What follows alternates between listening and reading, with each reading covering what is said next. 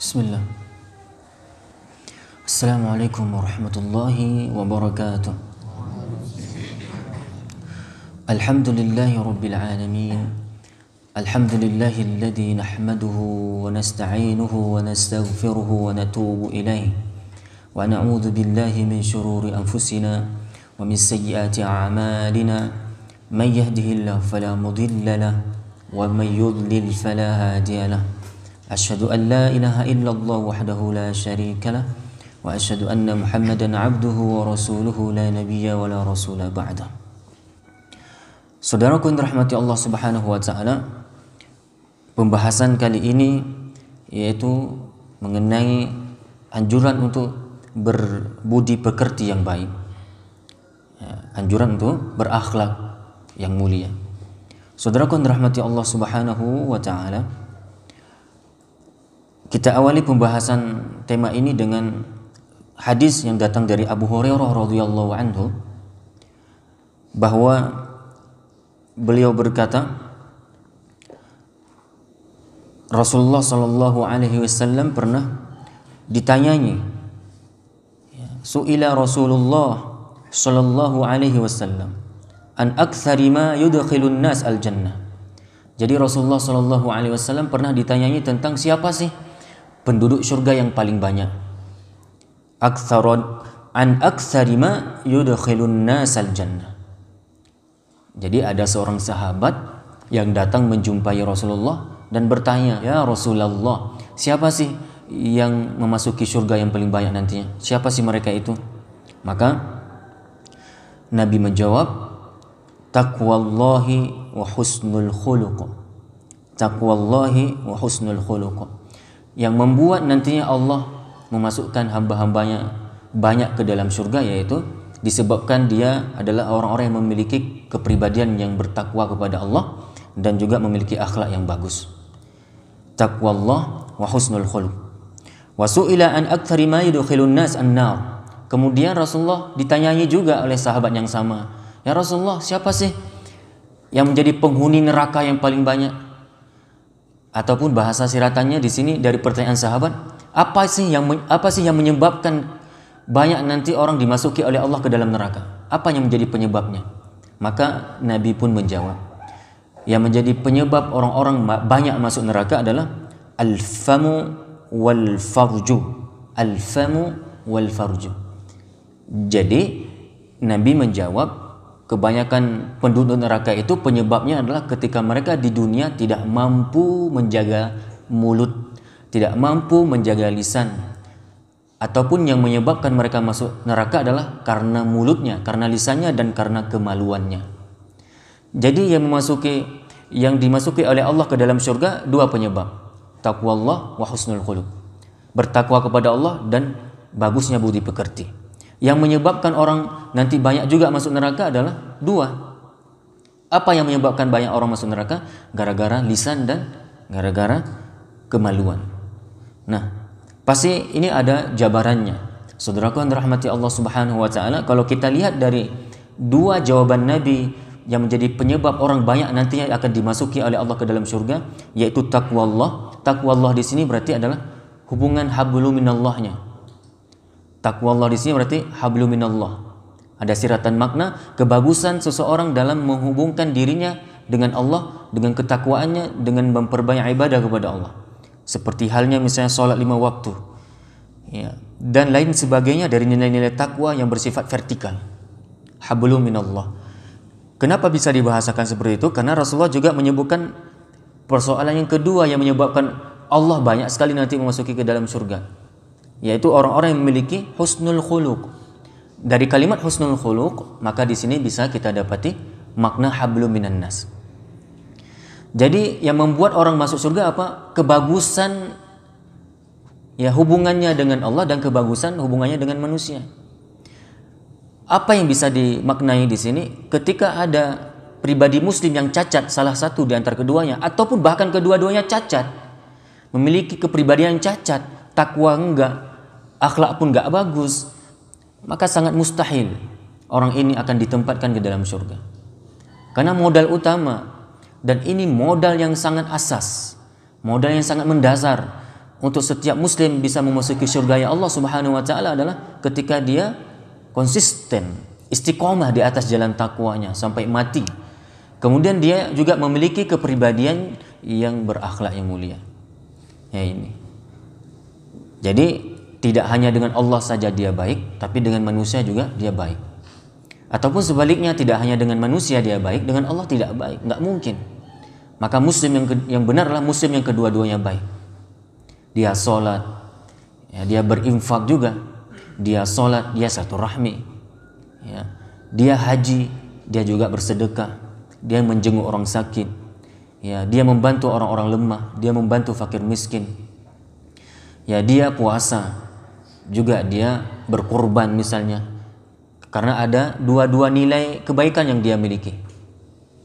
Dari itu kalau kita lihat dalam Al-Quran, setelah Allah biasanya menyuruh kita menegakkan sholat, setelah itu ada perintah apa? Untuk menunaikan zakat. Aqimis sholat wa atiz zakah. Ya, jadi tunaikanlah sholat dan keluarkanlah zakat. Di sini juga hablum minallah dan hablum minan nas. Sering sekali Allah mengawinkan dua ibadah ini.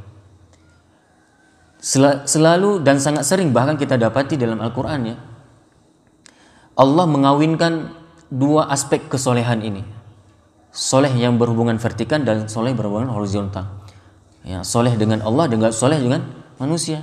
Hari ini banyak orang yang soleh mungkin dengan Allah saja, dengan manusia dia nggak soleh. Dia sholat 5 waktu di hadapan Allah, dia membaca ayat-ayat suci, namun di luar sholat mereka mengeluarkan kalimat-kalimat kotor kepada saudaranya dengan mencaci, memaki, memfitnah, memberitakan berita hoax, ya, menuduh, meghibah. Nah, ini berarti dia tidak memiliki kesolehan sesama manusia. Dia hanya memiliki kesolehan kepada Allah. Ataupun dia, ya, sangat aktif bersosial, dia berinfak. Bahkan mungkin nggak tanggung-tanggung, dia keluarkan hartanya dengan mudah. Siang dan malam dia berinfak. Dia bantu fakir miskin. Bahkan bukan hanya fakir miskin yang ada di sekitarnya saja. Dia juga sangat sensitif dengan keadaan semua kaum muslimin yang ada di luar sana, di luar negeri sana.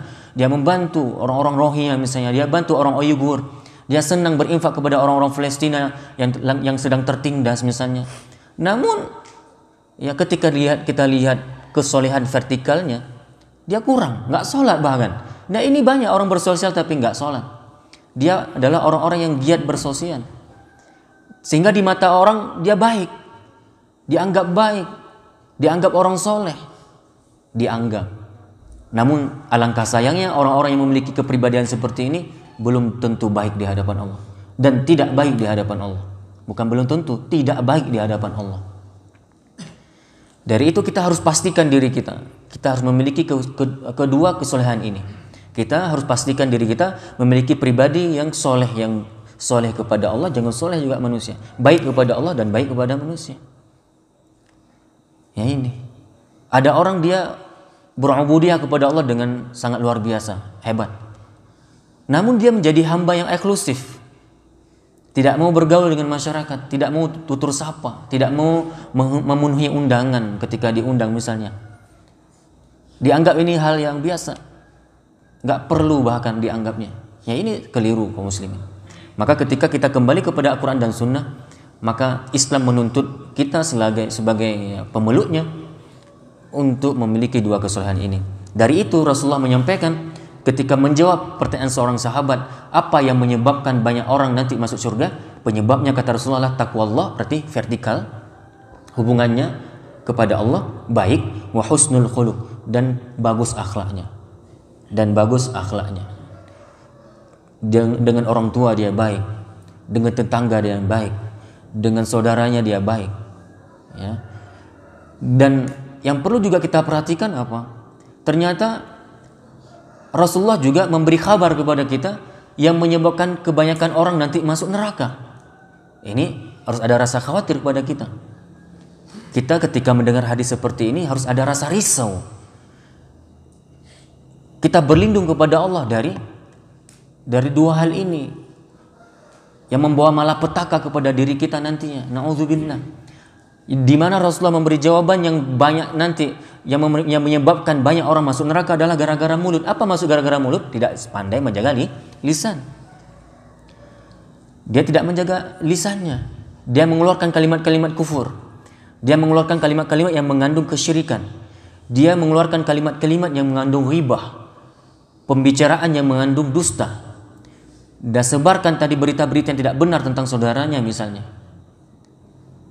Dia dengan mudah, dengan ringan mencaci maki sesama muslim, menghujat satu sama yang lain, mengeluarkan kalimat dan bahkan lebih daripada kepada orang tuanya. Kan mainnya lisan. Ghibah lisan. Manusia-manusia yang kanibal. Manusia-manusia si pemakan manusia. Bahkan yang dimakan adalah bangkai dari mayat manusia itu sendiri. Dan hari ini bertebaran di mana-mana manusia yang bersifat kanibal. Dia makan daging saudaranya sendiri yang busuk, yang mayat tadi. Dan dia pastinya menjadi orang yang paling bauk di antara manusia. Mulutnya adalah mulut busuk, mulut yang jijik. Apa penyebabnya? Ya, makan bangkai setiap hari. Makanya ketika seseorang tidak mampu menjaga lisannya, akan sangat banyak nanti Allah masukkan ke neraka gara-gara lisannya itu sendiri. Dan yang kedua, gara-gara kemaluan. Apa maksudnya gara-gara kemaluan? Gara-gara perzinaan. Berzina.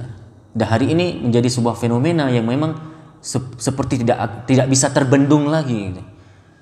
Kalau kita lihat memang kepada hakikatnya, ini bahagian pada tanda-tanda qiyamah. Ini bahagian pada tanda-tanda akhir zaman ataupun zaman mau berakhir. Di mana Rasulullah pernah menyebutkan dalam hadis yang sahih, di antara fenomena yang akan terjadi sebelum kiamat besar itu datang, banyak sekali bertebaran orang-orang yang berzina. Berzina itu dilakukan secara terang-terangan dengan bermacam-macam motif perzinaan. Baik zina kecil ataupun zina besar. Dipertontonkan bahkan di hadapan khalayak tanpa ada rasa malu. Na'udzubillah, kita berlindung kepada Allah. Kita dan keturunan-keturunan kita terlindungi dari perzinaan. Karena apa? Yang menyebabkan banyak masuk neraka adalah gara-gara seseorang itu nantinya tidak mampu menjaga lisan dan dia tidak mampu menjaga kemaluannya. Hadis ini hadis yang diriwayatkan oleh Imam At-Tirmidzi dan beliau mengatakan hadis ini adalah hadis hasan sahih. Saudaraku rahmati Allah Subhanahu wa taala. Kita lanjutkan hadis berikutnya, masih dalam hadis yang diriwayatkan oleh Abu Hurairah radhiyallahu anhu, di mana Rasulullah sallallahu alaihi wasallam bersabda, "Akmalul mu'minina imanan." Nah, di sini dengan tegas Rasulullah menyatakan apa? Orang-orang yang beriman yang sempurna imannya. Nah, jadi bahasa Nabi ketika Nabi mengatakan bahwa orang beriman yang sempurna imannya. Orang yang sempurna imannya adalah siapa? Mereka adalah ahsanuhum khuluqan. Mereka adalah orang yang bagus akhlaknya. Ya ini.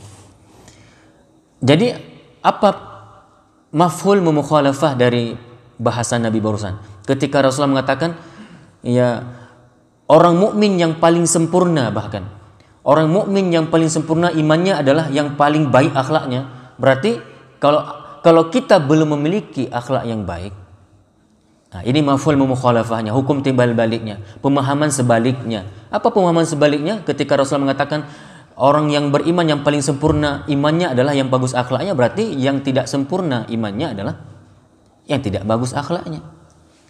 Orang yang tidak bagus akhlaknya belum dikatakan dia adalah orang yang memiliki iman yang sempurna. Jadi indikasi iman kita baik, sempurna atau tidak, kualitasnya bisa ditentukan dari kualitas akhlak kita. Maka kalau kita lihat ada seorang pribadi muslim, si pribadi muslim ini pribadi yang buruk akhlaknya, yang memiliki su'ul akhlak, maka yang bermasalah pada dirinya ini adalah imannya. Karena orang yang beriman dengan kebaikan imannya, dia akan memancarkan iman itu kepada pancaran akhlak. Dari itu kan dulu kita pernah pelajari itu di bangku sekolah SD dulu. Judul buku paket yang menjadi buku wajib dipelajari di bangku-bangku sekolah. Akidah akhlak. Betul? Entah ada pun hari ini buku yang seperti itu masih. Kami dulu sempat belajar yang seperti itu judul bukunya. Akidah akhlak. Jadi ulama, pakar-pakar dalam bab ini, pakar pendidikan yang mengerti masalah keagamaan, masalah agama ya, dalam ini agama kita Islam menjadikan ya dua persoalan ini menjadi satu. Dua persoalan yaitu akidah dan akhlak dikawinkan. Akidah akhlak seakan-akan apa? Orang yang berakidah harus berakhlak yang baik. Orang yang berakhlak pasti muncul dari kemurnian akidah. Ya ini. Maka dikawinkan akidah akhlak, nggak boleh terpisah. Dari mana itu kalimat? Sebenarnya itu siratan dari hadis Nabi. Di mana Rasulullah menyatakan apa? Akmalul mu'minina imanan. Orang yang paling sempurna imannya adalah mereka-mereka yang ahsanuhum khuluqan, yang paling bagus akhlaknya. Wa khiyarukum linisaihim, dan sebaik-baik kalian adalah yang paling baik akhlaknya kepada istrinya. Nah, ini penting juga. Terkadang kita akhlak dengan orang lain bagus. Kita bagus akhlak kita kepada orang lain. Kepada tetangga kita bagus, dengan teman kita baik, tapi dengan istri bagaimana? Maka ada kaidah untuk menilai sosok pribadi seseorang itu baik nggak baik, tanyakan istrinya kalau dia suami, dia di posisi suami. Jangan tanya sama orang lain, coba tanya sama istrinya, karena dia orang yang paling ngerti.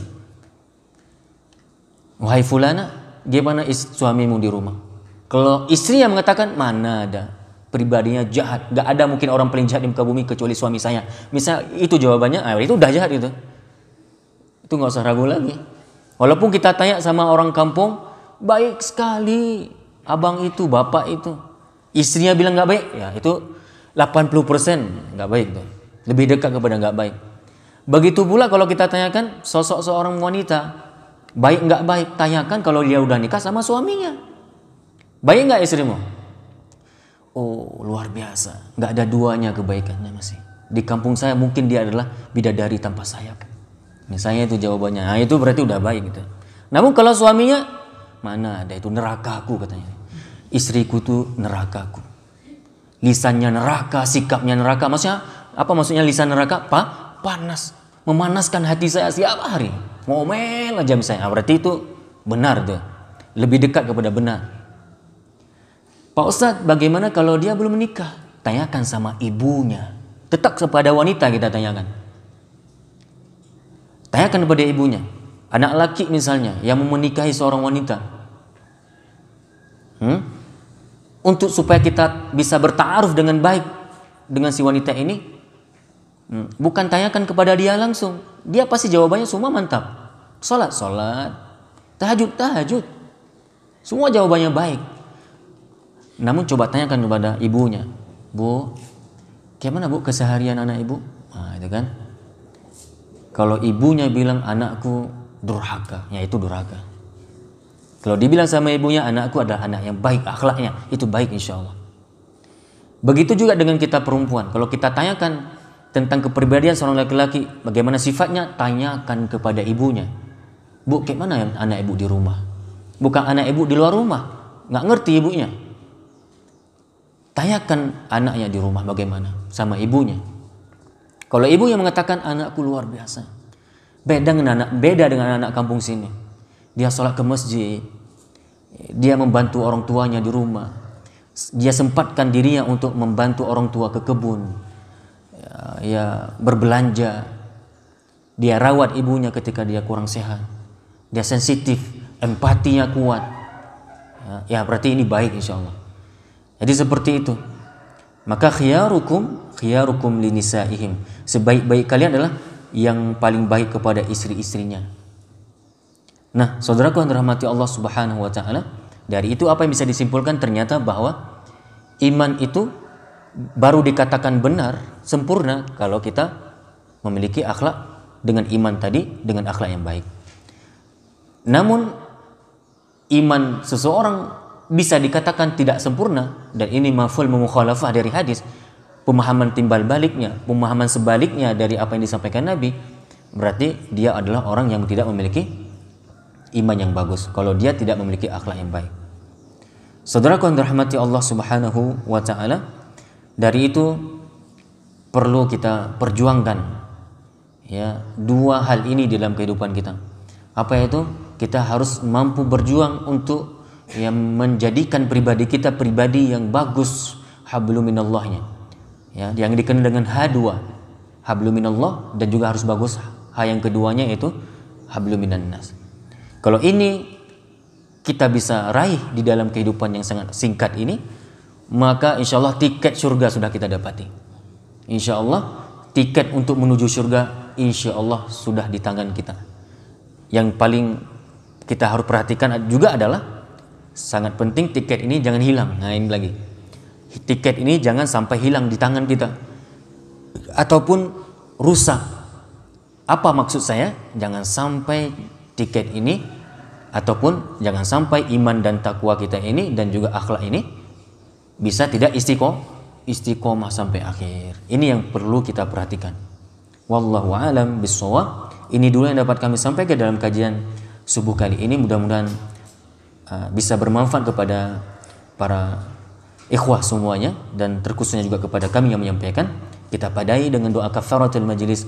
Subhanakallahumma wa bihamdika asyhadu an la ilaha illa anta astaghfiruka wa atubu ilaik. Wassalamualaikum warahmatullahi wabarakatuh.